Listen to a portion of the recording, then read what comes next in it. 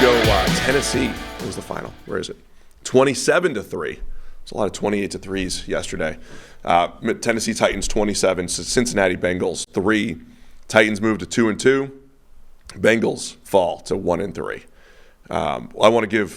Let's give the Titans credit first, and then circle back to what this means for the Bengals, because it's a train wreck over there right now. But Tennessee now, a completely different team at home, it seems. They're 2-0 now at home, beat the Chargers back in week 2 in overtime.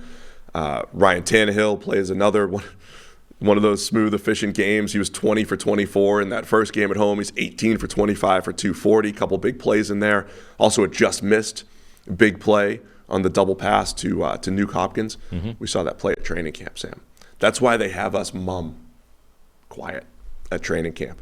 That throwback, the Derrick Henry throwback to Ryan Tannehill to hit Nuke Hopkins behind the defense, we saw that. We saw them practice that at training camp. It worked that day, just out of Hopkins' reach in this game. But Derrick Henry looked like old Derrick Henry again. As we said, it takes him some time to get going here. This is why the Derrick Henry thing is interesting, because you can't just keep him off the field. He's too good. He's still, Derrick Henry is still King Henry when you give him 22 carries against a pretty good defense. It's not like the Bengals are rolling out there with an awful team and Derrick Henry was just able to go ham. Derrick Henry is a good, powerful running back who is still capable of doing what he did when he was the best running back in the NFL, league's leading rusher, all that kind of stuff. 37 snaps, 22 of them were carries, and he ends up with, what do you have, 122 yards, 97 of which was after contact, 7 first downs, 9 broken tackles. This was a Derrick Henry stat line that doesn't happen if you're going to have him wildly outplayed in terms of playing time by Tajay Spears. Now, this was an interesting game because they both were on the field a ton. Derrick Henry had, 37 snaps, and Tajay Spears had 33. I think you might be over. The 2 games where Henry has not had as many snaps were the 2 road games where they got smoked. Right, no, but it's not that... I'm sorry, they didn't get smoked in week 1, but where in week 3 they fell behind really early against the Browns. Yeah, but it's not that it's that they're taking him off the field in just any kind of passing situation. So a game flow like that will take Derrick Henry out of the game, right? So even in this game, you look at the snap breakdowns, and Tajay Spears played 33 snaps, but 17 of them were those passing plays. That's too one-dimensional, which means they basically have a passing back and a running back, right? And if they're in a passing game flow situation, Derrick Henry is simply not going to see the field. That's a problem for them because Derrick Henry is too big a part of this offense to just say he's not going to play for the next 3 quarters because we're down big. That's too self-sabotaging. Yeah, well, this was old school Henry running through tackles, was outstanding. A lot of shotgun runs where he was making big plays. Forced 10 missed tackles on just the 23 carries. He had 22 official, 23 including a negated play. So Derrick Henry was outstanding, and credit the Titans, man. I don't know how much of this is just the Bengals offense, but Tennessee's defense, over the last few years, they have games like this where they're just really difficult to complete passes and they're tackling well, and this is one of them. And then you have the Bengals offense, which, so it's very limited, but there's value in just getting the ball quickly out to, Jamar Chase and T. Higgins. Those guys can make plays, and both of them had plays in this game where just simply the ball was in their hands quickly, nothing route, and they beat a guy or drag a guy for extra yardage and pick up first downs. And there's value to that, but it can't be the whole offense. And the problem is at the moment with Burrow injured, hampered the way he is, it's the whole offense. Yeah, that's the issue. I think when you see the number of horizontal routes and bubble screens and everything that Jamar Chase is catching, last year there was a point where they started moving Jamar Chase around.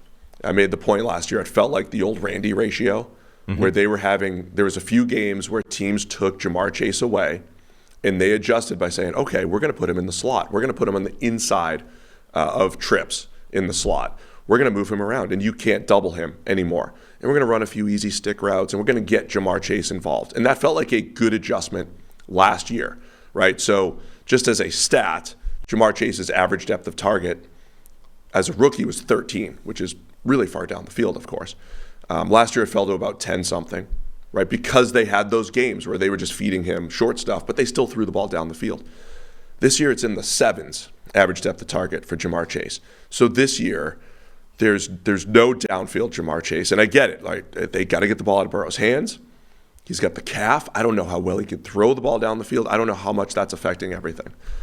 But there's a reason why this offense isn't working, because you're one of the best deep threats, one of your best 15-plus yard threats in the NFL is not playing that game anymore. And I don't know if the quarterback can even get him the ball anyway. So now they're countering by saying, Jamar Chase is still great, but let's turn him into Tavon Austin and get the ball in his hands in space. And that's okay. Like you said, there'll be some plays where he's good. He'll do that, but it makes the whole offense much worse. And again, I don't know how much depends on just Burrow, his calf, and the inability to drive the ball down the field. His average depth of target was 4.5, which is that's 2 yards shy of. It's Tavon Austin. It's like what they tried to do with Ted Ginn. This Burrow's average depth of target, like every pass. Burrow's, I know. Yeah, that's 2 yards shorter than an average depth of target where you're saying this is a problem. Like that, it can't work.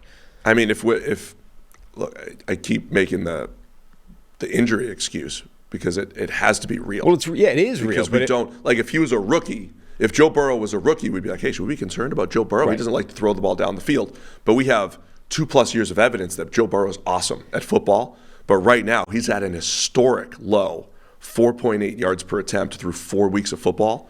That's as bad as it gets. It highlights this false economy that I think teams talk themselves into with injured players a lot of the time. Like, so I'm off the back now of 3 weekends of one of the most historic false economies I've ever encountered. I decided to paint the trim of my house at the front to save a few $100 to paint somebody to do it professionally. I'm like, that seems pretty easy. I could do that. It took me like 3 weekends.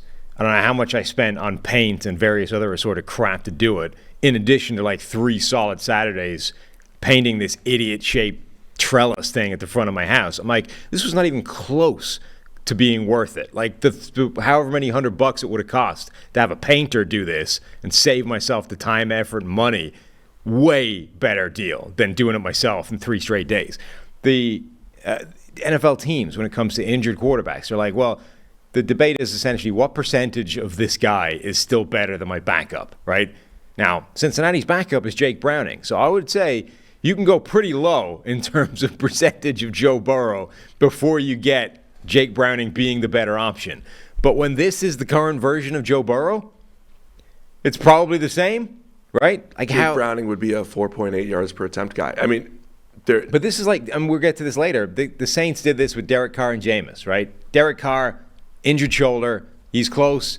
Is he good to go? Is he 80%? It's, what percentage of Derek Carr is better than Jameis Winston? I think both teams at this point are probably goofing on the wrong side of that because they're overvaluing how good the hampered version of their starter is. Like, I get the Bengals are basically done for the year if they decide to sit Joe Burrow and get him healthy. On the other hand, they seem to be done for the year anyway, even when they're playing him at 80% or whatever he is with this calf injury.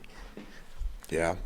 I mean, I didn't hate the decision on paper, but they're officially week, the worst offense in the NFL. Last week would make you understand why you do it, right? It was ugly, but they found a way to make it work. They get a win against the Rams. You're like, all right, we're still alive. But this week kind of showed you, you know what? It's not going to work. You can't have an offense where the average depth of target is 4.5 yards from the line of scrimmage.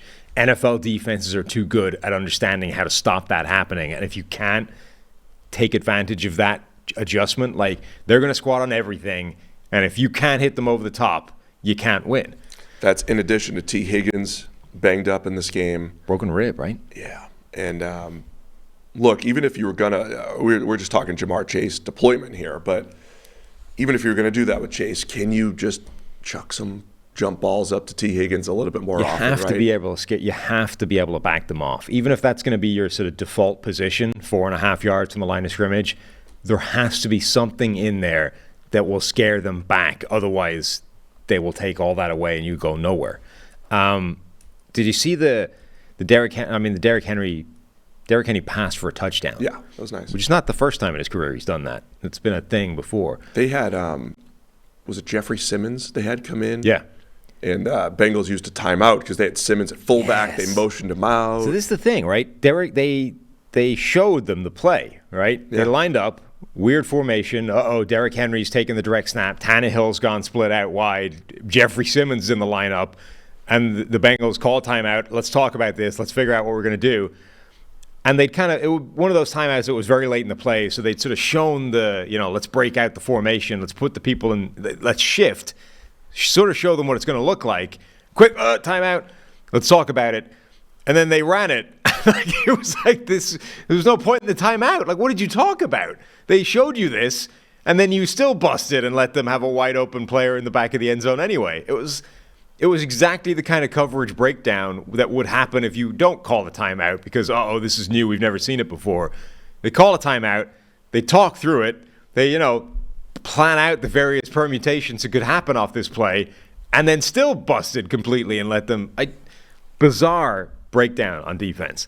This was on a 3rd and 2. It was already 17-3. The Bengals only ended up with 3 points anyway, but yes, this was the absolute nail in the coffin here in the first half. 3rd and 2 with 14 seconds left in the first half. Great play by the Titans. The Titans are officially going to be the team that is, let me just give you a heads up. My future Titans analysis will be, are they on the road or are they at home? I see. You see, the home Titans look like 2021 number 1 seed Titans. The road Titans look like spent the offseason rebuilding Titans, right? And so the truth is somewhere in between, and I think the truth is somewhere just home and road splits. Because this was classic Mike Vrabel, Ryan Tannehill Titans. Some big plays in the passing game, a whole bunch of Derrick Henry, tough, hard-nosed defense, and don't know what to do with that going forward for Tennessee, other than they do that much better at home.